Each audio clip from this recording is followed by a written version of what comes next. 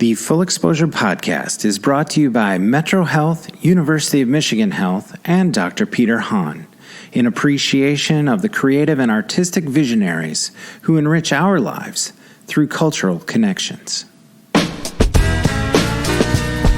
Hey, everybody. Welcome to another edition of Full Exposure with me, your host, Brian Kelly. Today's guest, Josh Sikkema, a director of music videos, not just little videos. We'll get into it. He's also a commercial director and is starting to shoot some and direct some feature films, some short films, which is why he was in Grand Rapids and he was able to sit down with me in my studio. We shot some portraits before our conversation, which is that's what happens here at Full Exposure. Is first thing that happens is a guest comes to the studio, we shoot some portraits, and then we sit down and talk about whatever we like. But with Josh, there's so much to talk about. His client roster, he's really cut his teeth as a director in the music business, the R&B business. Here are just some of his client base that he's worked with recently. Jimmy Jam and Terry Lewis. Perhaps you've heard of that iconic, legendary, Grammy-winning production duo, Jimmy Jam and Terry Lewis. He's worked with Maya, Serayah, Snoop Dogg. He's Snoop Dogg recently, worked with him, hung out with Snoop.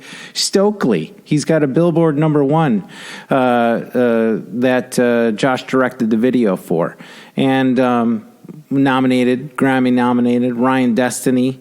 He's also a commercial director, as I mentioned. One of his clients is Lotus. And what is Lotus? Lotus is luxury sports cars. Do you remember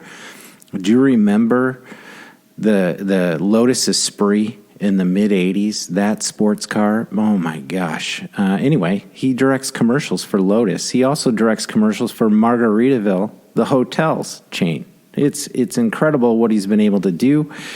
In this conversation, we cover his early days in Grand Rapids, working behind the scenes at WOODTV, and his early break with them, and we discuss mentorship and the path of his career. But we also talk about this short film that he was in town in Grand Rapids for, which was to shoot Something in the Clouds, which is an incredible short film, very powerful, covers some very, very heavy topics, which we talk about later in the podcast. But Josh is just somebody I admire. He's somebody who's,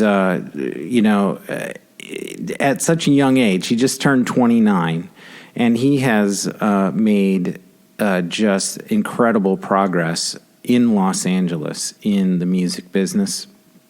And that's just whetting his appetite to do so much more. And it's so great to talk to somebody with creative fire and energy and just is a good dude, and also never forgets his hometown. He's got several more projects lined up to do right here in Grand Rapids, and he lives in L.A., but Grand Rapids is always on his mind, and how he can further the creative process in West Michigan, in Grand Rapids, and develop things here to shoot, to produce, and make an impact on the community of Grand Rapids. So let's chop it up with Josh Sikkema. Let's explore the bigger picture with my man, Josh Sikkema.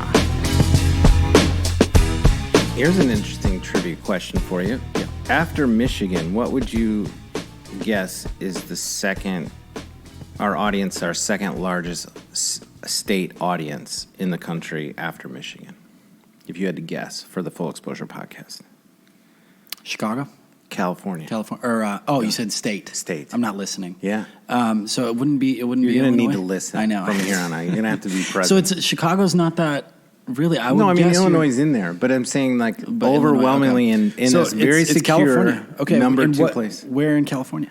They're all over, but mostly LA based. And I think what it is, it's a lot of Grand Rapids or Michigan expats are going back. Are listening. That's what I mean. Online, going back and listening. They found the podcast somehow. That's but awesome. It's solidly more than Great Lakes states. Really? Indiana, Ohio, close to us. Love that. It's really weird, but I think it's great. Yeah. And then we did a whole swing last fall. It This is just pre-roll stuff. But anyway, we did a whole swing last fall where we went. We shot 5 episodes out in LA. Mm-hmm. Oh, that's right. I did see that. Yeah, and you did. You had a friend of mine, Stacy Heideck, who's an actress, soap actress, and then we did Carter Osterhaus, who he's got Bonobo Winery. I watched that one. Yeah. And then that was in Malibu. That was dope. Yeah. And then we shot. Gosh, who else? Rob Bell, the pastor, moved out there, and then there was a couple other ones that we did, but that was a good swing, and and then Metro Health has been able to help us. They underwrite a lot of that content, and so I was we're able to do some stuff. telling my girlfriend about that you got Metro Health to involve, and what is their involvement? Like, do they just support and then post? Yeah, they're an advertiser, so basically they want to underwrite cool stuff. And I'm using their words. I'm not saying we're cool, but they really want to support arts, culture, entrepreneurship outside of like the notion of a billboard ad or like, some digital ad to, increase their number of people in their healthcare network. So, but it kind of goes into their arts and culture bucket, but they, they've been super supportive. They just renewed too, which I did not expect because of COVID and the hospital system just got gutted. Yeah. So grateful for them to be back on board because we're going to get a lot of horsepower from them to do some cool stuff. So, well, Josh Sikkema, man, thank you. Thanks for popping by. Thank you. You are straight out of GR to LA, back to GR, and then going to go back to LA. Yes. Okay. But tell me briefly, because I can't wait to get the meat of your last 3 to 4 years, because what's been happening for you has just been a rocket ship in just, watching from outside. But you're a GR guy. You're back briefly, just I'll set for the audiences. You're back here to shoot a short film with Johnny, your partner in this film, and then a couple of other people that are involved. But where did you grow up? Where was high school for you? Because the majority, we were just talking about listenership. Yeah, it's definitely a West Michigan podcast. But at the same time, for you, like where did you come up? Grew up over on the northeast side of Grand Rapids. Me too. Yeah, so I'm off 3 Mile in the Beltline. Dude, Dean Lake, right over there. So grew up, went to Forest Hills, first Northern, then they built that brand new building, Forest Hills Eastern, went there all the way from middle school to high school. And then, born and raised Grand Rapids, just the northeast side. So really quickly after high school, what did you do after high school? Did you go to college locally at all? Okay, so that's a good question because there was a lot of opportunity for me to. I just think with my circumstances and it just didn't work out for me. But I definitely was looking at the local film school, and just financial reasons I couldn't get there. My parents weren't able to fund that portion of my life, even though we all hope it just wasn't in the deck of cards for me. So I tried my luck at GRCC, local community college. I think I'm just because of our conversation a month ago.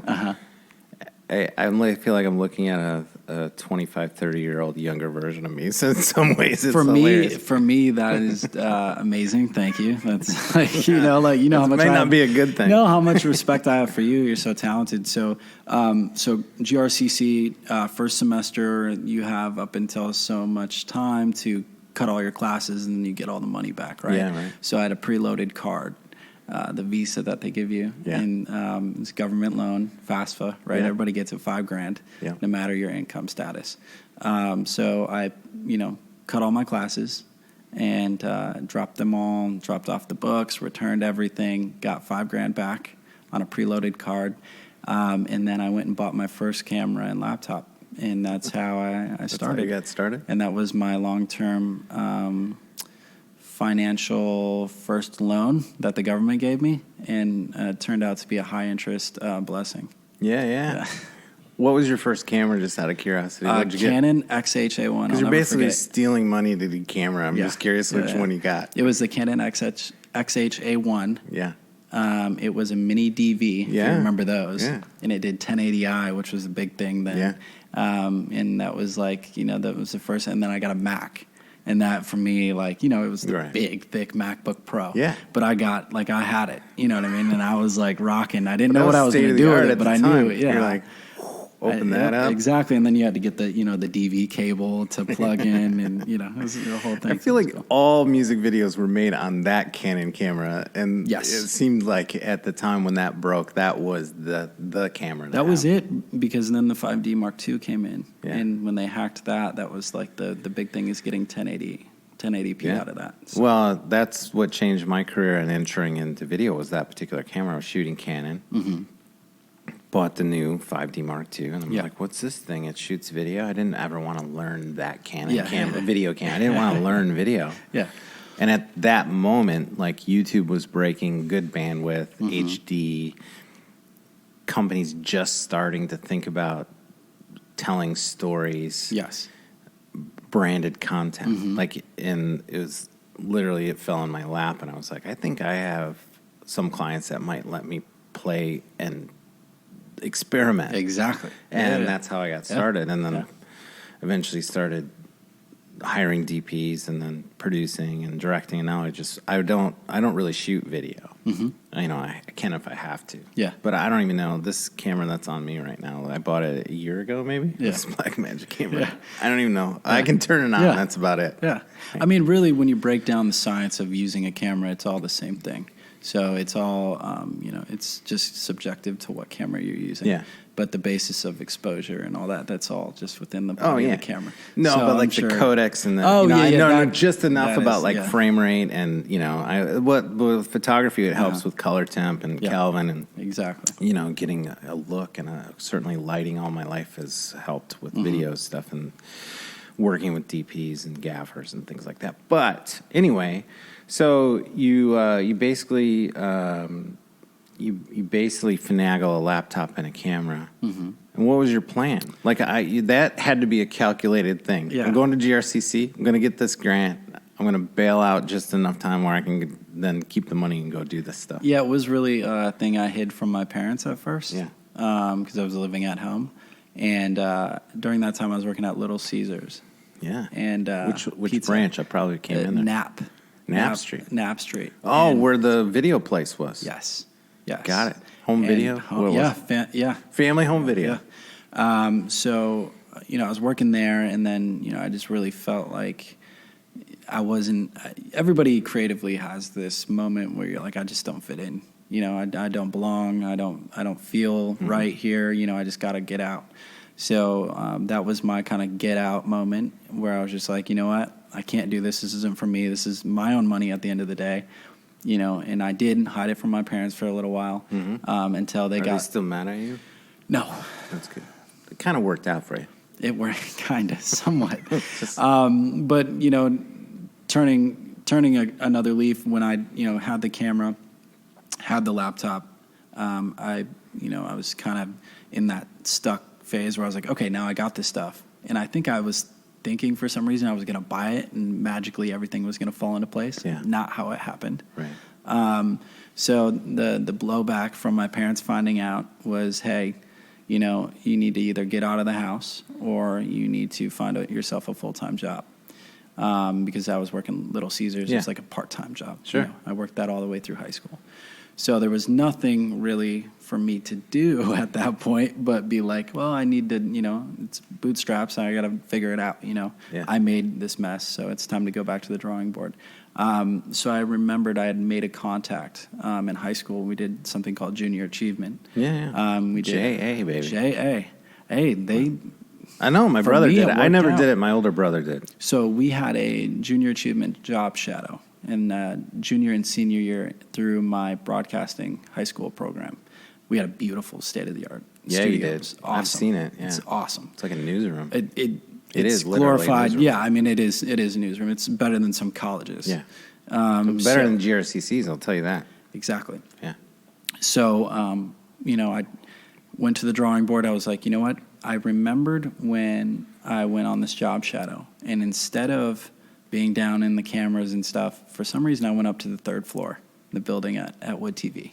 And we did this whole job shadow. We went for a day, went to WOODTV, got to experience the high schoolers come through. We do, we take notes for junior achievement, and experience one day in television broadcast.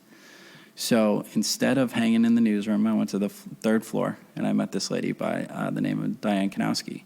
Yeah. And at the time, she was running the show. Running the show. Yeah. And so I, still had that business card that I took from that job shadow. Yeah. And so laptop and camera in hand, I was like, let me just call her.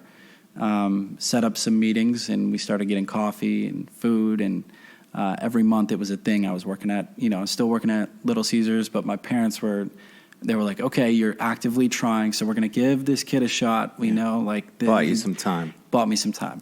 So finally, there was a thing called WOOTV for women that she was developing. Yeah. Miranda, all those people. Exactly. Yeah. So this Lori's a friend of ours. I ended up coming in right as that's being developed. Yeah. She's got the whiteboard with everything in her executive office. So she brings me back one day after lunch, and we get into her office, and she's just like fleshing out ideas. I go, listen, I gotta tell you, like, I dropped out of college. She's like, what? And I said, yeah, I dropped out of college. And she goes, okay, what are you gonna do next? And I really loved that was like, it wasn't a defining, because I was kind of scared. I was just like, what is she going to think of me now? Is she still going to, because when you met her on that job shadow and that day at Wood, you just met her and then continued that relationship just as kind of like a mentor in the broadcast industry. Exactly. You were just like a touch base every so often. In the thing in the TV broadcast world, it's like your senior year of college, you can then get a real internship with them. Yeah. And usually they're more likely at like a station like this market in Grand Rapids, you can turnkey and go from an intern, and they hire within. Yeah. So, but I had just dropped out of college. Right. So it was great. She's fleshing out ideas. She's like, Josh, go out, just go shoot some stuff for me, ask people on the street some questions, some field questions, do some spec work for me. That was all spec. Just like you were auditioning, basically. Yes. And so finally, I get to a point months later where I was like, this spec work is beautiful. Thank you so much. Parents are not happy yet. This is not a full-time job. Right. I'm going to be booted from my house and going to have to live on my own, if I don't make something shake. She's like, okay, well, let's get back to the station. Let's try to figure out where we can, fit you in, which was amazing. Yeah. Starts flipping through jobs, nothing. I mean, it's like accounting, sales. I'm like, there's nowhere near anything for me to do. You're like, janitor, I'll do anything. Exactly. So I leave that meeting and get a call 3 days later. And a weekend overnight position opened up at WOODTV. And she calls me. She's like, hey, you're going to come in. You're going to interview just like I would do with anybody else. Yeah, I am the GM, so my influence is pretty heavy. Yeah. But you still need to put in the work. Great. Put on my best suit and tie, walk into the interview. She's there. It was great. The station manager at the time interviewed me, and obviously her recommendation was amazing to have. Yeah. So I ended up getting that job, and I worked as a 19-year-old. I was hired there at 19. You said it was overnight? Weekend overnight. So I worked Nightcrawler, the movie Nightcrawler. Yeah, yeah. I worked midnight to noon the next day. Yeah. I did that for Saturday and Sunday, and then Monday during the day, I worked a day shift. That was the only day shift they gave me. So you just kept working through, like a 24-hour shift almost. Exactly. Wow. So I ended up working that for 2.5 years. So what was your role? Were you a camera? Were you a photojournalist? So I was a photojournalist. I was on call. Mm-hmm. So I had a cell phone. Spot news. I had my own car I would take home to my parents, still living at my parents' house for those 2.5 years. A wood car, are you talking about? A wood car, yeah. Get out of here. They get, when you're 19. What kind of street cred do you get? I know, and so I imagine I'm Little Caesars. Here's a fun little story. All the photos. I have to ask. Yeah. Could you pull chicks with the WOODTV car? Yes. I know your girlfriend's here, but we're going to pretend she's not here right yes, now. Yes, it was. That's all I needed to know. Yeah, it was definitely. It was a talking point. I don't need any more details. Okay. I'm just thinking about young Josh at 19 rolling in the WOODTV car. Yes, that was arm out the window. Yes, I know. I thought I was really cool, and my background with that. I did think I was cool for a while, but what really came about of that is I figured, why stop here? I was really comfortable, but I was like, this TV thing isn't for me. There was a lot of just overnights. You see a lot of things, and it doesn't really, sit well with you as you start thinking on those things that you see: car accidents, fires. You see the worst terrible, of the worst. Of if it burns, it what is it? If it bleeds, it leads. Bleeds, thank you. Also, if it burns, it leads. It's they need to modify a good that house whole fire. thing. If it was terrible, a good house fire always sells. But what I ended up doing is I was like, okay, let me tap into the local community. So I started shooting local hip-hop artists. I went to the Intersection local venue, started shooting shows there. So my hustle was then, yes, I had to work at midnight, but I would go catch a show at 10 a.m. or 10 p.m. And then head right off to work. So I got into this rhythm where I ended up shooting stuff and then going to work, doing the work, and then going home and not sleeping and working. So I'd stay up when I would work 18 hours, like just straight through. I think the only thing is, when my impression is if you're coming up in the video game, especially in that era, which wasn't necessarily that long ago, but it must seem to you like a million years ago at this point. Does. But there's no shortage of music videos that can be made of any level artist in any community. Like that's the thing. And believe it or not, this is a true story. Like 4 or 5 nights ago, I was shooting my drone. I had a client who wanted autumn Grand Rapids drone footage, and then stills. So I'm down at Rosa Parks Circle, and this dude sees me take off with the drone. He's just chatting me up. And it happens a lot. I like talking to anybody, but most of them downtown, if they're coming up and talking to you about it, they're usually maybe homeless. They're definitely on something that they're. But I enjoy all people, so I'm like, I have no judgment. Let's just chat about drones. And then he told me he was a rapper, and he's like, I've always wanted to shoot a music video, all drone footage. I'm like, I love the concept, man. And he goes, I'll pay you and everything. He's just chatting me up. So I actually ended up giving this guy my card, and I'm like, just give me a call, or shoot me an email when you're ready to. I don't know who he is. He could be, And he goes, okay, I'll call you Thursday. He never called me. But anyway, the point is. That actually happens a lot. It happens a lot. And it's always that you can almost call the shot. It's like this guy's going to ask or that person. It's happened probably 100 times. Music video. But for you, it laid a whole roadmap. And I have nothing against the genre. I think music videos are really hard because you have tight budgets. If you wanted to make it look like something. And you're the one-man band trying to make cool videos. That's a tough gig. Creatively, it's a tough gig. And I'll say for music videos, the basis of production. I mean, you really, really learn production at that level because you're doing it all yourself. Exactly. So just getting back to the WOODTV worked out for 2.5 years. So then the music came in, and then I ended up doing 4 years at WOODTV. And then my boss, gave me the ultimatum. He said, either you can stay here and, I can give you bonuses every year and, and you work this for how many years. But I really see you going this way, and I see you going to L.A. You always talk about going to L.A. I was flying out a lot to find, I was latching on to any and every artist I could, trying to, That's shoot cool shows. That a boss would recognize you as somebody who's talented, but also sort of kicks you out of the nest. Yes. Because you were you working full-time at that point? Was it a full-time gig? After 2.5 years, I did go to nightly, and I was full-time. And they always knew the end goal. They always, everybody at the station, it was amazing. I felt like the son of the station.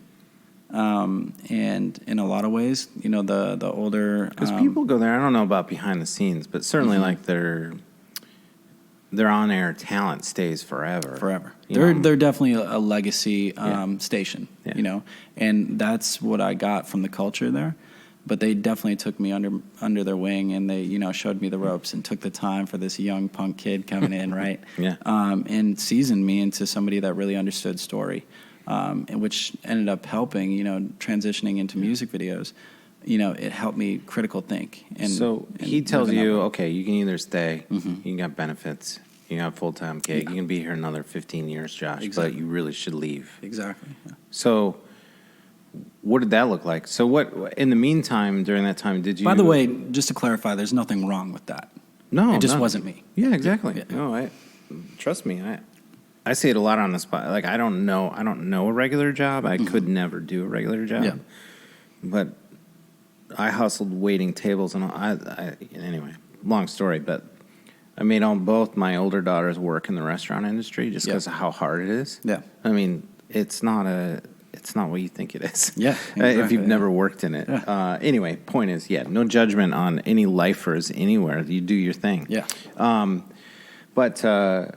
So there's that point where he kind of kicks you out, or at least like, hey, man, you can do this another 2, 3, 4, 5 years, whatever you want, but you should go. But had you built, at that point, doing local music industry things, could you make some type of money out of it, or was it all like collaborative stuff where... Could you pull any budgets is what I'm asking at that particular point. At my tail point. end, I did with a local rock band. We pulled a 3 music video shoot. It was full on red camera, Nice. whole grip crew, which gave me my first real music video experience, which it was cool. It was with the local band. So how soon after that conversation with that station manager are you looking for a place to live in LA and moving your next step? Right after he said that, literally a week after, I put in my 2 weeks. Okay, but Josh, you had no business moving to LA at that point. Not at all. Frankly. I had every single reason to stay. Yeah. I had money. I had great money in my account, still living at my parents' house. Shout out to them, because that was incredible. Yeah. Because they ended up, I kept talking about this LA thing. And I think me always talking about it, they're finally like, okay, you're going to do it, They're like, as long as you find another Little Caesars you can transfer to. Because, it is a thing, especially in West Michigan, to go a creative route. There's been a lot of expats, I call them expats, but like ex-Grand Rapidians. There was a flood in the late 2000s to the LA, and there's still people going. Yeah. And some boomerang back, but most of them haven't. They found it there. There's a lot of talent in this area that I think I want to continue this story because it really gets to... What year did you move to LA? Moved to LA in 2015. Okay, so just 5 years ago. 5 years ago, yeah. So where do you? So all right, I gotta get this. I have to get the Josh visual through this because it's 2015. You leave a week later. Where are you living? Like, would you have a setup? Do you have a hookup out there? Or so I was living in a house owned by this older guy with my buddy Alex, who was already there at the time. He's from Grand Rapids. And so it helped to have somebody else that was from Was West he in Michigan. the business at all? Yeah, he was in the film industry, but it wasn't like something where he was really well off either. He was working a job at a rental house. So, it was like, hey, we're in this together, type thing. And then a bunch of my friends started, following suit. But I think that first initial jump, I didn't really have, outside of him, I had nobody. Really? No connects, nothing? I had a couple of music, a couple of record labels. I had their contact from the actual, venues, me handshaking, saying, hey, I shoot video. Can I shoot video for you tonight? Getting their card to email them the video recap later. Yeah. So I had a couple, business cards. But outside of that, I had no, Yeah, and when they landed at wherever, a pyramid scheme or wherever, there was you got a business card exactly, from somebody. And that was it, in an email, and it was usually empty responses. Oh, but, sure. Yeah. So. Well, okay, so, all right, so you're in LA. I want to know, how then do you start cutting your teeth so you can even get on a set, do anything, even get access to getting on any type of production? And what was your vision at that point when you were out there? So you have a buddy your roommate's working at a rental house. Yep. Which to me, again, much respect to everybody working out there, but it's kind of like the equivalent of if you're an actor or actress, it's if you want to you're waiting tables. Waiting tables. It's kind of that. And I'm pulling, so I get a job at a rental house. Yeah. I'm pulling gear for other people. Which one was it? It was Hollywood Camera. And it was in Burbank, California. Or old school cameras. Nice. Sorry. And that was in Burbank, California. They're no longer a thing. Yeah. But it was really cool. Got exposed to a lot of glass, Yeah. A lot of vintage glass, a lot of different cameras, a lot of film stuff they did too. Still film cameras. They kept that alive. They're like the only house in LA that actually had the weird stuff. Yeah. So I got to play. I had a mentor there that was a old Schneider lens, Schneider Optics lens tech. He was awesome. Taught me everything. And then while I'm there, I hit up those little business cards. One of those guys saw something in me. And he was like, hey, I want to present you to another artist, try to get you guys to mesh. So I'm working the rental house. The idea of that connection was to shoot? Yeah, just creatively, just, he's like, your stuff is really rough. You have some stuff that looks a little polished, with that rock band that I shot. But outside of that, you got nothing, kid. You got like live video recaps. Cool. Right. But he saw something in me. So he goes, here, I want to get you with this artist. Walk me into the studio. It's this kid, Lou Christopher, who's on RCA Records at the time. And he's like, I want you to work with him. So we mesh in the studio, end up shooting. He's like, hey, I got this record. I think it's going to be something. Do you mean mesh in the studio like a film studio or a recording studio? Recording studio. So you're sitting, I'm sitting there listening to his music. He's writing. One of the very first songs that I had walked into would be still my one of the biggest records I ever worked. This song called Lot to Learn, which has over 500 million streams just on Spotify alone. Wow. So when I walked into the studio, I didn't think anything was going to unfurl from that. So I shot this song. It's called Lot to Learn. And he was playing the keys when I first walked into the studio. It's a great double entendre for you at that point in your career. It was so perfect. And to be honest, I didn't even like the song. I was like, oh, this isn't for me. So we go shoot the music video. It's pro bono. I'm just out there. I was like, this is my first music video. Let's shoot it. This will be fun. So I had a little, Canon DSLR, and it's on a stabilizer and shoulder rig. Yeah, and I'm just running around and just doing what I can.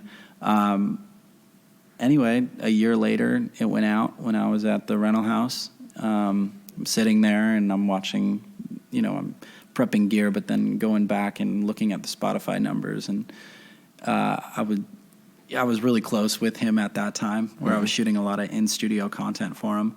I had done 2 little college tours. It was cool. The rental house actually let me go. Yeah. Like, they were just like, you can come back. Like, we just need help. So, yeah, go ahead and leave on tour. So I did 2 tours with him. And so we were, like, friends at this point, like, really good friends. And Lot to Learn just starts spiking on Spotify. I mean, the numbers are just going crazy. Like, averaging 1 million a day at the top of the list. Finally get flown out. We go over to Europe, where it was really bubbling. And then the song went gold and platinum in 4 different countries in Europe, which is cool. Yeah. And so I got exposed, did another U.S. tour off of that. Yeah. So with that artist and the Lot to Learn song, did you direct it too? Did you cut it? Did you do everything? Did everything. You did everything. And then delivered to the label. That was my first ever label video, where I had to do the sign-off and everything. Pro bono. Yeah, Unreal. Pro bono. So I did that, and then, it unfurled into me end up working at RCA Records. Internally? At RCA? At Bystorm, which is a sub-label. Yep. And I worked with a couple different artists, and then that was my time at RCA. That's amazing. So then, okay, so you do this, you go on tour, you go to Europe, you start seeing the world a little bit through that tour. What happens next in terms of laying the next groundwork? So just to tip the card for the audience is, you're directing and shooting videos with Snoop Dogg, and just run through the list and then we'll get to it. Yeah, I mean, it's just like recently, Snoop Dogg, Maya, singer, Jimmy Jam, Terry Lewis, working with them. Yeah. Just working with more R&B artists. And that genre just comes naturally to me. I think I've always had like some soul in me, so I feel like I always tend to like stuff that's a little bit more melodic and slower. And that's just me. That's my personal preference. So I love to shoot whatever I actually like. So my route is a little bit more unconventional when it comes to, like, say, if you're going to be a director in LA. I never really got into like the pitching to labels and like sending for like newer artists. So whatever, like writing just random treatments. Yeah. And things So like that? when I ended up making relationships with these quote unquote older artists, right? It was more direct, and it was like a conversation like we're having. Yeah. So it was more organic, and I gravitated to that because... Dude, with your personality, but that's the way to get it done. Like, who cares? Like, if you can just... I often said when I was growing up, like applying for jobs, just trying to hustle and grind. It's like, if I can just get an interview, I'll lock that job. Yeah. Like, I had a lot of confidence. Just get me an interview and do that. And that's sort of like plays today when you're trying to pitch a concept, talk to somebody, or you just have a stars align kind of meeting, but it's organic. It's not a meeting. It just relationship A leads to relationship B. Exactly. And then the next thing you know, you're shooting so-and-so. Yeah. You know, I mean, that's a pretty common trajectory. So, but somewhere in your network, though, to even get in the position to meet Jimmy, and Terry, and Terry. I don't want to get snuffed out, but I got to get it right. Yeah. No, or Snoop, you know, I don't know how. So what kind of backdoor sort of in your network connections were happening through that to make? So Maya actually, I had been doing a lot of content for her, touring with her, music videos with her. She kind of said, "Hey, Josh, you know, I have some friends that kind of need a little bit of your creativity. They need your help." And so I was like, okay. And next thing I know, that transitioned into meeting with Terry Lewis. And I think for me, didn't know the gravity. I mean, she's a really well-renowned artist, you know, Grammy nominated. And so I had a lot of respect for her. So I knew the reference was already pretty heavy, you know. So when I walked in, and he's got a studio in L.A. and music studio, but it's a warehouse, like with plaques, and I just then platinum records. It just like it's history, and so the gravity of that situation really started to hit me, and I felt like, okay, it all felt right at that moment, and I was like, okay, this was my segue into everything, you know, unfurling the way it did, and why I worked with artists like this. Because if you didn't have this sit down face to face, you wouldn't, you know, they wouldn't be apt to give you that connection, which would, you know, this would have never even happened. So maybe, I think the route. important thing is to take every interaction seriously, but you can't freak out. But like, you're not giving, if you fumble some intro, or if you don't act in a way that people engenders their trust in you somehow, you don't get second opportunities. No. You know, like you get one interaction to make an impression. And hopefully through that you have some organic, authentic connection. Like some spark that's like, I like that artist. I think they like me. I think we vibed on some energy about creative stuff. And you leave that, and then you're like, well, I hope that gels, you know, because there's also a lot of bullshit that happens. You know, there's a lot of like smoke getting blown around, and we'll smoke and mirrors, and that's a main part of the industry. But to kind of go back to why it connects to home, the energy that we bring out to LA, people are always like, "Where are you from?" Really? And we say Michigan, and I say we because when I back home. In LA now, I have to say LA, right? That is where I live. That's where I reside. Still have the 616 area code on my phone, so we can take that. Till you die. But they're always Michigan. Yes, you're in, and that plays such a pivotal role in you being out there because they know Michigan people are good, hardworking, honest, trustworthy people. Yeah, drill into that for a second, because I think there is something in our kind of DNA here. I don't know what it is necessarily, you know, but it is, from your perspective, what do you think makes... Because a lot of people from L.A. aren't from L.A. either. They're all from all over. Yeah, I mean, they're all from somewhere. Yeah. But they're picking up something. They're picking up some signal out of Michigan, either Detroit or West Side Michigan or whatever. They're picking up some vibe from dozens and dozens of people that they meet over the years from Michigan. And there's something they're like, I like Michigan people. What is that for you? It's it's actually in our DNA. It's actually history. You know, we're auto furniture maker. You know, and craftsmen. Craftsmen. I mean, guys and girls that go out and get it. You know, bootstrap. You know, people. So I think in terms of creativity, we tend to be. We have our creative minds, right? But then we also drive. You know, our drive is impeccable. I think everybody that I met that is a transplant from Michigan, and it doesn't matter where they are from in Michigan. Yeah. But to LA, they tend to have that. You know, I haven't met one that hasn't had that drive. There's a hustle, and I don't think you leave the Midwest to go to LA unless you can't do it in a way that's sort of just a toe in the water. You know, you have to jump in. It's all in, or you're going to be on a plane back or driving your shit back in a van and moving back in with your parents. You know, I mean, which again there's nothing wrong with that. No, there's nothing wrong with it, but I mean, I think But you're right. Yeah, but the point is, some people aren't cut out for it. But I think that's all part of the process. But at the same time, when you're talking about your particular drive and this drive that's recognized in Michigan and the success you're enjoying currently right now, which is diverting from a music industry sort of base to short features or short films to more narrative content, which we'll get to in a minute. But and so I just have to ask about the sorry, this is a rough segue. But in terms of the, so you're being recognized as making these easy connects. They're sensing something from Michigan, and each project you're getting a little more budget, a little more responsibility, a little more creative control. How does I'm a big fan of Snoop, but and I know everyone asks me about Eminem and stuff, so I'm going to be the fan geek on this time. But it's how did the Snoop thing come about, where you're directing this video of Snoop?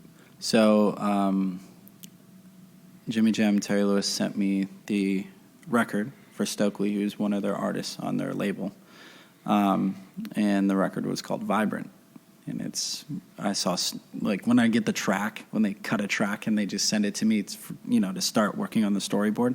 It's usually 2 words that don't mean anything. But it just said Stokley, Snoop. And so I was like, Snoop who? I was like, okay, it's got to be Snoop Dogg.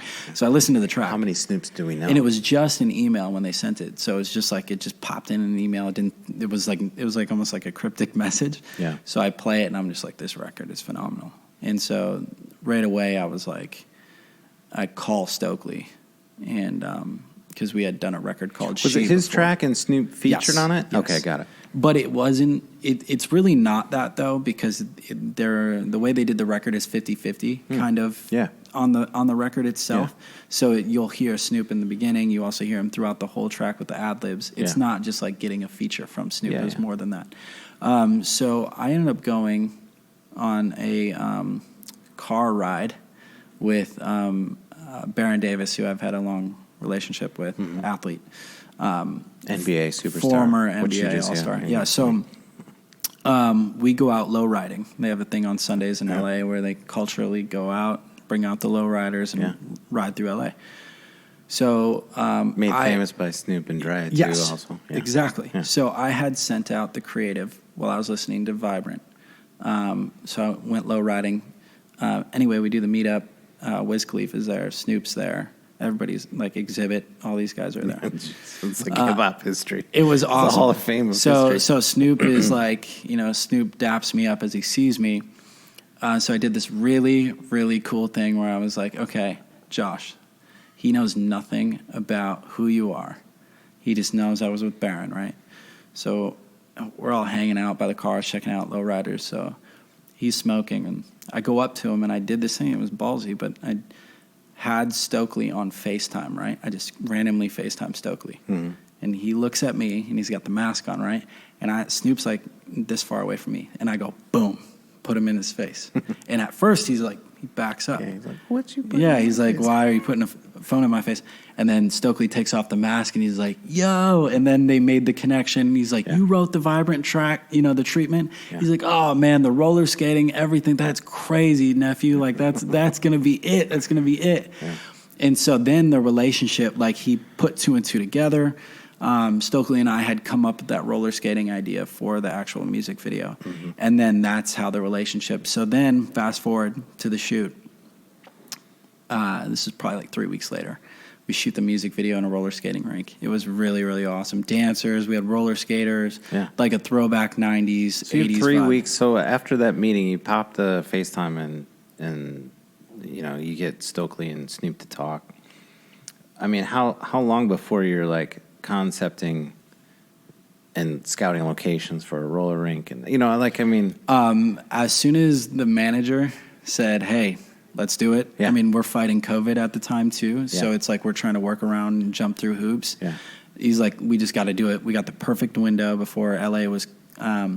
it was reopened and then re-shut down. Mm-hmm. So it was right in that pocket that we did it. And I directed it and also had a longtime friend, co-director now, Johnny Ray, do it with me.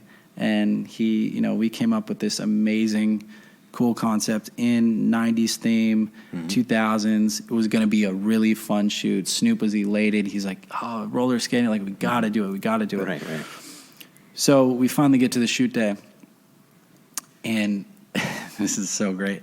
But everybody's like, Snoop's going to be late. Snoop's going to be late. And we had a time for Snoop that he was going to come in. And I go, watch, Snoop's going to be early. Watch what happens. So, you know, we're shooting, and we're about an hour before Snoop is supposed to arrive. He's there. Mm-hmm. I was like, I told you guys. He's an hour early. Snoop shows up. He's great mood, you know, great to see you again, Josh. Like, you know, we're talking, and he's talking to my co-director, and we're having so much fun. So we get him in. He's amazing. Like an amazing guy. Energy is there, like really down to earth, not like there's no ego there. And that's what I love about him. I get a sense that he can connect to anybody. I haven't, you know. Yeah, he is. I mean, he is well-rounded artist. But he seems to enjoy people. There's some artists that don't enjoy people, but he enjoys being Snoop. Yes. And I would imagine he enjoys it more when he's engaged and having a good time so he can have other people have a good time around him. Exactly. And if you get to ride the wave of just the history of being Snoop, every day's got to be like, who do I get to play with today? You know, exactly. How can I be on today, I suppose? Or it just must come naturally that he doesn't even have to put it on. But I had a follow-up question in there. One was, it was a random, dumb, sorry. But anyway, I was going to say, I'm going to put on your episode page a bunch of links to this stuff. So if you're listening to the podcast now and you haven't been to the Full Exposure podcast page, look up Josh's episode page. I'll put links to a lot of his music videos, but specifically this one because we have some great detail about it.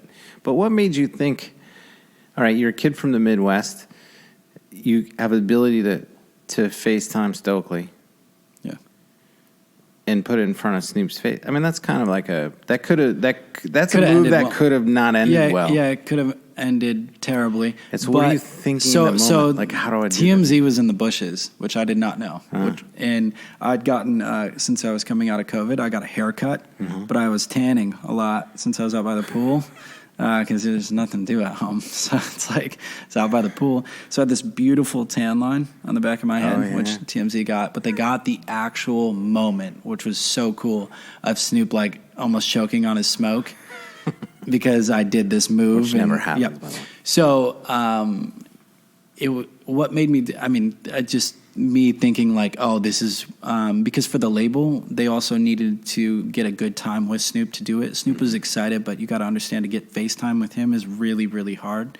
Yeah. He's got a busy schedule. Yeah. And during COVID, they're being very careful about where he goes, right? Yeah. So I was like, this will be a power move. This will get both parties excited. And I'm really invested in, Jimmy, Terry, Stokley and his manager. Like, I'm very invested in that since the relationship is like this. I'm like, if I want to get this, I want to shoot this just as bad as they do. So let's get it done. That was the one power move that I thought, hey, I'm in this position to do it. Let's do it.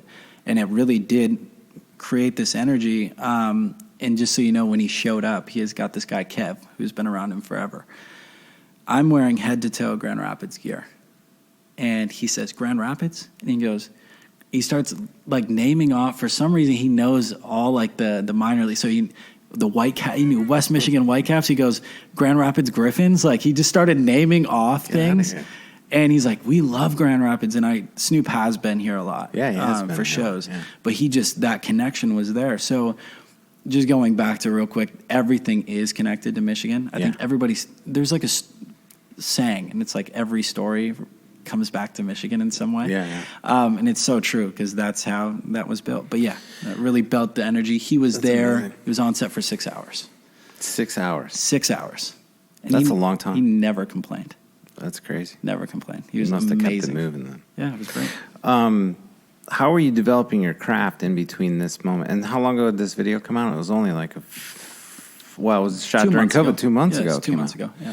So, but in the previous 4 years or so, you got a few show reels, sizzle reels from shows, show packages of bands. You have one music video that you shot, or 3 music videos with this local GR band that you shot on a good camera, finally, a red camera. How are you working during that time to get the chops to not only be a cinematographer and then eventually director? So you must have been working on productions at whatever capacity through that time. How were you still developing and shooting and enhancing your craft to the point where major label success, global superstars? It's and when you're the director, you're the man. There's no one else to blame or point to. Yeah. Even the experience that Snoop has on set that day, Yeah. 6 hours, how that whole production goes down during COVID, small window to open. There's a lot riding on directors. No, there is. Yeah. And you're right. And I think it was just me really collaborating with anybody and everybody in LA that I could, that I have seen a little bit of okay, they're gonna be good people, and they're gonna be good collaborators to be around. I gravitate naturally to really good people anyway. Right. I have some kind of feel, I can usually sniff it out too, and I think that's a Michigan thing. We really. I feel the same way. I call it the quick temperature check. Yes. I feel in 10 seconds I know if I'm gonna like you or not. Yeah. Not but just Yeah, you get it. whether there's more there to or this, not. or if it's going to be surface. Yeah. So I think just getting that, and then I had a lot of people that saw something in me too, that took the time to be these are the steps that I followed, and really they did help, when I was in LA, and it was something for me that it turned into, full on relationships. Then they knew somebody that needed this, and then it was more like that. So regardless, that relationship had to happen though, and I had to take the time. So it's the fact that I didn't quick turn and burn content or music videos or whatever I was shooting. I was developing relationships. Yeah, and I think that's what I sense is I've known people that just seem to always you used to say it when I played high school football. It's there's always some people that are around the ball on the playing field, whether it's they scoop up a fumble, there's a tipped pass, they intercept it. There's somebody who just has a nose for the ball. They're just there around the basketball court or whatever. It's they seem to always be around the ball. That parallel to me is a relationship dude who just happens to always be around meeting that next person vibe. That leads to something else. You seem to be an around the ball guy who seems to be able to whatever opportunity sort of falls out of the sky that you're just reacting to. Yeah. It happens. Exactly. Something happens from that. Do you agree with that? Yeah, I agree with that. And I think I have an old soul in the sense of I see longevity in things. So I know when to not take the quick buck and when to really, really develop a relationship to actually put the time in. Yeah. And I can see where maybe there won't be a quick payoff now, but maybe 10 years down the road there will be longevity. And I would rather be around here for 10 years than, do the quick turn and burn. And could you make a lot of money? Well, there's a timing in those relationships too, where if you pull the trigger too early or make an ask too early and it just doesn't seem right, that. Exactly. That's smoke and mirrors, right? It just will evaporate, right? Like sand through your hands. It's where'd that go? Yep. And it's a dance. So we all make mistakes in that. Well, not that everybody hits home runs, but I think there's a parallel in that. I want to pivot to, I got to be respectful of your time, but also You're in Grand Rapids to shoot a really exciting short film. Yes. And that's why you're Incredibly here. excited. So Yeah. I want to spend the next whatever time we have left in the episode to really drill into this particular script, this piece that you're doing. You're doing it out of pocket with a couple of other people. Mm-hmm. Passion project. Yes. It's narrative form. Narrative. And short film. So tell us a little bit about the title and the concept behind it. So I was working out at an LA Fitness. I know, under this sweatshirt, I'm actually like ripped. I know, I've seen your Instagram, dude. You don't have to. I saw the pool shots you referred to earlier. Oh my god, it's fine. So anyway, I'll put a link to his abs I'm in the show notes. They're not there. It's got COVID abs now. So I'm at LA Fitness and I see this guy head to toe in Detroit gear. I'm like, who is this guy? And this goes back to us always connecting, you know, always having that Michigan connection. So we feel like we can talk to other Michigan people. So I see this guy, he's working out. I mean, just jacked, you know. And I'm just like, I'm intimidated because I can't, like, I'm just not the gym guy to be able to go like, yo, what up, you know. And I'm just like, can I get a rep in? You know, it's not going to happen. This guy's just jacked. So he's going in and, you know. Did you yell at him? Wipe off your machine, dude. Yeah. I'm coming in behind you. I said, hey, like, are you from Detroit? Because he's just head to toe, and he's like, yeah, you know, like, yeah, he like takes his earpiece, yeah, and it's like stupid, yeah. I mean, I'm wearing a Detroit hat with a Detroit, you know, sweatshirt. Like, how can I not be? You think I'm from Cincinnati? Exactly. So you know, it's me just trying to tap in, and I go, oh, okay, like, you know, I'm from Grand Rapids, Michigan, and he goes, oh, no way, and then, you know, the connection there immediately we're sucked in. You know, and it's just us at the gym, and we're just going back and forth. I'm a writer, and I said, I'm a director, and he's like, yeah, I write. I'm working on directing, doing some things, and he's like, we should, you know, exchange contact, and I was like, yeah, we should grab a coffee, you know, whatever we can do. Yeah. Anyway, we part our ways, and then the rest was history. We met up, and it was so funny because that wasn't his gym, nor was it mine. We just happened to be there both at the same time. And from there ended up being a friendship before it was ever even business. We really just. How far back was that? How long before you 2 met years John? ago. Is it you go by Johnny? You call him Johnny Ray. Johnny Ray. Yeah, Johnny Ray. Who's in the studio now, but is being very quiet. He is. He's got his AirPods in. Yeah. Yeah, respect. He can hear. Yeah, he can hear. So he can hear us. Be nice. Yeah. So, you know, I didn't really know anything about the narrative world. I mean, I knew of short films. Sure. I knew of, you know, documentaries. I've known of, like, features. But, like, I was like, what does a writer really do? You know, and I respect that so much because I was like, I've never even met a writer, like a hardcore, somebody who just writes for a living.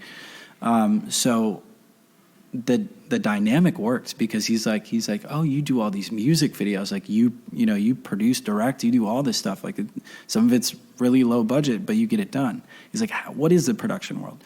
So, and I say, what is the writing world? So it's this cool dynamic where I'm more of a producer director. He's a writer director. Yeah. So we worked on some projects. We did, notably, we did the Row Timmy, Love Rhythm. It's a music video that we did. It was a really popular song. So we did the smaller music videos, and then he did the Stokley, both the music videos I did with him. So we naturally brought each other into each other's business worlds. Wow. So like I said, it was a friendship, though, before, because he would call me. He's like, I just want to talk. Out of the merch this guy was wearing, that was all Detroit. That's unreal, man. All right, so great story. Take it from there. So then we're like, okay, this works. So a year ago, I'm at home, and he's like, I got this script, and I'm just like, okay, like I don't know what that really means. Like, he's like, well, I want to make a short out of it. So he presents a script, and I fell in love immediately. I call him back. I'm like, this story is incredible. We need to tell it. Fast forward to now. After we really, this was 3 months ago, we're both kind of like, this is time. It's time for this. The things that are involved in the story are happening right now in the world. Yeah. And it's like God's timing for this. Like, it really is. Like, people are coming together. Like, we really need to make this happen. So he's like, all right, where should we shoot it? We talked about it. he's from Detroit. I'm from Grand Rapids. I'm like, of course, I just go Grand Rapids. It's the perfect community for it. Yeah. It's got an amazing, beautiful, setup residential area that fits the story premise. Yeah, originally as I read, Bo sent me a script, but originally it says Detroit. In terms of like the one I saw, I know it's been through a few different. And Detroit was the original location, location. Yep. But really, well, back to the film industry and stuff like that. I mean, Grand Rapids is a great location to shoot features or short films. Yep. We have surprisingly almost any aesthetic. If you frame it right, you can create. There's a lot here to play with. Yeah. But tell me a little bit, what attracted you to Johnny's story, or this script? You mentioned, we haven't talked specifically about like what's of the time and this stuff, but set up just kind of the main character, this boy, and then also just the subtext of the script. Yeah, so... without giving away the whole story. Yeah, exactly. It's all based around young King, who's a young boy that sees... this little girl, get abducted, and he hops on his bike and chases the assailant all over the city. He wants to save this girl, all while he's facing adversity, but he's remembering principles that his father instilled in him, which I then discovered John has this foundation called WORF, which is Where Are Our Fathers, and John's father was really prominent in his life. So he adapted that to the script. And within the script, we see this young King, right? He's pedaling really fast through the city, and he's chasing this car with the little girl in the back seat. And he gets these moments where he's almost there. He can almost get this car, but he never feels like he can catch up. And there's principles, flashbacks we go into with the father. And the father's a really strong male that's prominent in his life, and that was really important to John to include that in the script. Yeah. So anyway, we see him along this journey. So we have this foundation, WORF, and then there's some things I can't share, but sure. Within it, it's the nature of the story deals premise is racial injustice, along with child trafficking, two topics that John and I both, they hit home for us. And Grand Rapids couldn't be a better community to touch on those issues. And, worldly, those issues are at the forefront right now. When we talked a month or so ago,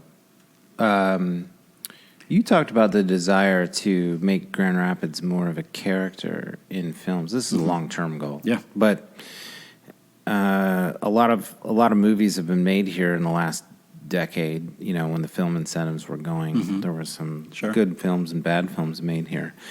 But they were really just Anywhere USA. It wasn't like GR was a character. And I thought I really connected to that part of the conversation because I think some element of my success, if I've had any success, is just that Grand Rapids really is a backdrop, a literal backdrop to a lot of my photography, a lot of the projects I do. Like it is the character. We make stuff about people doing things in here, but a corporation or a nonprofit, whatever.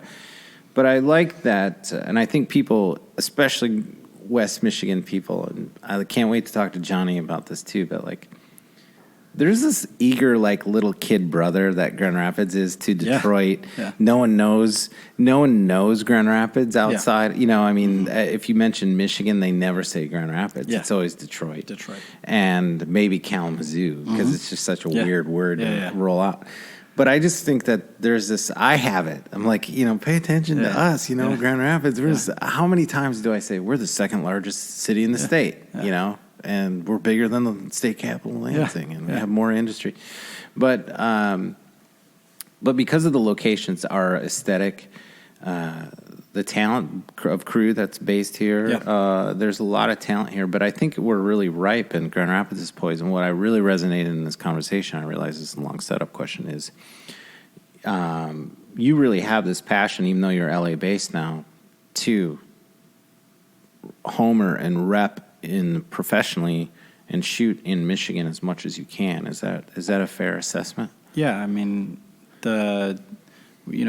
let's bounce off longevity, right? That word that I was using, and I'm thinking like, if I can create something, I'm not saying that it's not already here, because there is a lot of creative people here. There's a lot of people that make their living here. Yeah. You are one of them. If I can add to the city, and bring back and share experiences that I have, and also get influence from the city, longevity-wise, I'll always be welcome back. I'll always, I can always bounce back and forth. This will always be home, and so having that, this is, like, why is it that every time I come back from LA, I get so grounded here, and, like, this brings me back, So I wanted to, tap into that, and then if we can make something that grows, maybe we can grow together and start to bridge the gap, so that LA, because growing up, it was like, got to get out of Michigan, got to go to LA. That was like the dream. It's been the dream forever for me. And I think it's for a lot of kids coming up, a lot of creative kids too. Yeah. But why does it feel like such a big jump? Maybe it doesn't have to be. Maybe we can create our own LA here. And put Grand Rapids at the forefront of the conversation. And John is from Detroit, so he reps Detroit as well. Yeah. But Michigan, can we put Michigan on the map? Well, I think there needs to be more east-west, and I say east-west in the context of Detroit area proper and West Michigan, Grand Rapids proper, doing more cross-pollination creatively. Yeah. There's so many Detroiters that have never been over here. Yeah. They've never been to Grand Rapids, ever. This is his first time when we went location scouting. This is your first time? No. When we went location scouting. Oh, second time. Yeah, sorry. This is the second time. But he had never been over. He was like, Josh, this city is incredible. Yeah. There's so much here to it. And he's like, I can write 1,000 stories over here.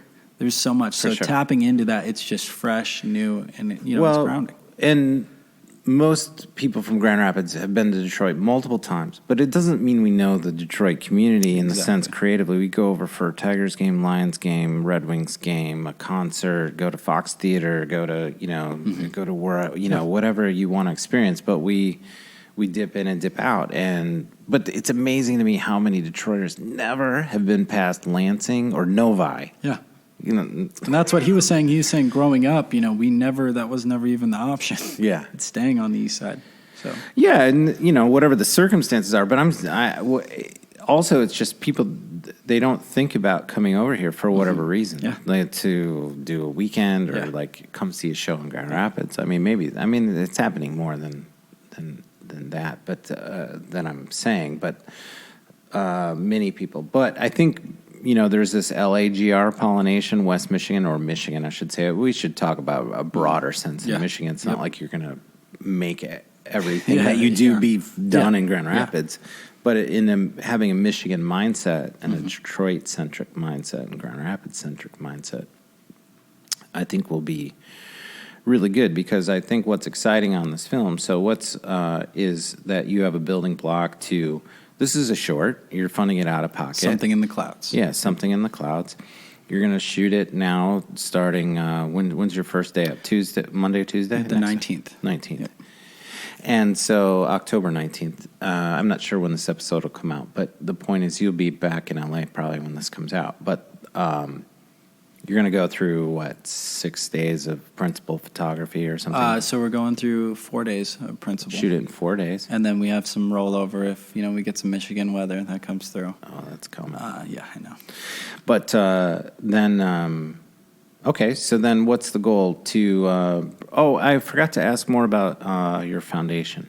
Yeah. Where Are Our Fathers? Mm-hmm. So what is the mission? And was it Johnny's foundation? This is Johnny's foundation, and this is pushing for men of all different race, to be a part of their child's life. Mm-hmm. And it's important for Johnny and I to both advocate for that, to have a prominent male figure in their life. So it gives them resources and access to bridge that gap between the fathers and their children. Great. Well, I'll talk to Johnny about that at some point. Next time, on your third trip to GR, we maybe do a podcast if you can get back for the trifecta. Yeah. But okay, but the goal with this film is there a further goal other than telling this amazing story? And I was fortunate enough to read a draft of the script, and it is compelling and poignant and beautiful and exciting. Is this a stepping stone to something within that narrative of these characters, or is it a one-off that you'll just see what happens? Yeah, we'll see what happens with it. I think John and I love the story so much, so we're going to push the short film. And then, we have a million other ideas. So we're just, this is the first project for John and I to work on that. We're like, hey, we got to come out the gate, short film with something compelling. Mm-hmm. We got to rally around what we know, which is Michigan. And we got to go after it, and we got to be the new kids on the block that really push this hard, just like we've been pushing our own careers. But now it's one goal, and we're a team together. So I think this is the first of many for us, and I think we're just getting our feet wet in this. But I think with our backgrounds, we can really become something incredible. So I'm excited. What didn't I ask about the film that you want to make sure people know? Because I just want to make them aware that the community, what we're doing is we're using rental houses from Grand Rapids. We're using our sound girl is from Detroit. A lot of our crew is from Michigan, and I'm tapping into the relationships that I built. John's tapping into his for all different reasons. Whether it be getting financial backing or just tapping in with the local leaders to help us, with permits and things like that. It takes a team, it really does. And it's more of like family when you're here. Yeah. So we feel like we're getting our friends and family involved, and it's just one big collaborative effort. So it's really a combination of our last 20 years, really unfurling and we're giving everybody, we're saying, hey, we're going to bring this project to you. And we want you to be involved to help build together. Yeah. Because we see longevity in that. Well, that's awesome, dude. I feel like we could talk forever. But to just tighten this, it's nice to know a little bit about your trajectory to this point. It's not often a kid from GR gets off to LA and has the success you're enjoying in just 5 years. And how old are you, by the way? 28. Shut up. So, at 28, to be in this position, shooting a short with a team that's as talented and creatively talented as Johnny is, mm-hmm. and also what you envision for yourselves creatively for the future building blocks, it's going to be really exciting to see. You're also going to be involved too? Yeah, I'm going to shoot some stills and some key art, hopefully. We'll see, And then, we'll just sit down and do the paperwork, and we'll just do the whole partnership LLC. I love it. No, I'm kidding. Yeah. But it's exciting to see. There's nothing more exciting to me than when someone follows their crazy passion, has no business necessarily moving to LA at that juncture of your life, mm-hmm. to envision that. But I had the same things, it's like I had no business doing what I was doing early in my career, but it somehow works out. And mm-hmm. it's something about and there isn't, I laugh sometimes about the social media sort of business leaders and lifestyle coaches and professional coaches you can hire. And there's the same, 8 things that the principles are. Mm-hmm. Even I like Gary Vee, but at the same time, it's great. But at the same time, there's something, these principles that just get pounded over and over again. Yep. It's I get it. Eventually, you just got to go do it. You're never ready. Just go do it. That's the point. Yeah. And it doesn't matter getting your CV ready or making sure you worked, up some chain. You're just going to take the opportunities you have and take your shot, to take the Hamilton reference, but you gotta shoot your shot. So anyway, it's been cool to meet you and watch what's happening. The last 2-3 years I've been dialed into your Instagram stuff. I'm every so often be like, Josh, what the fuck was that? Like that? Now you're doing what? Yeah. And just on paper, you're like, okay, good luck, kid. Have fun out there. A lot of people out there doing the same thing, wanting to take the thing. So hats off to you. Thank you. Look forward to shooting some stuff with you next week. Thank you for this. It's amazing. You got it, buddy. Thanks. Well, did you enjoy that conversation as much as I did? I got inspired, man. I got listening and talking to Josh and then seeing more of his work and learning about his partnership with Johnny McClean, a very talented writer, co-director, co-producer that Josh works with all the time. What an amazing duo they are. The short film they directed, Somewhere in the Clouds, is in final edit. I'm not sure exactly when it'll come out, but man, it's a great film, and it's a great script that Johnny wrote. And as you heard, Grand Rapids is very much in Michigan. Is they want to put Grand Rapids at the forefront of film and media production from Los Angeles. He's doing it from there, but with eyes on Grand Rapids, and has many exciting plans coming out throughout 2021. So, hey, thanks for joining me. If you made it this far, man, thank you. I appreciate you. I appreciate every single listener. I appreciate all the notes, all the little messages I get about each episode. Make sure you like and follow us on Facebook, and also check out the episode page with Josh at fullexposurepodcast.com. It's your one-stop shopping. It's got all the portraits we shot in the studio. It's got the full audio of this conversation. It's got video excerpts of our conversation from this podcast. So check it out, fullexposurepodcast.com. All right, everybody, have a great week. Let's go get it. Take care. The Full Exposure Podcast is brought to you by Metro Health, University of Michigan Health, and Dr. Peter Hahn, in appreciation of the creative and artistic visionaries who enrich our lives through cultural connections.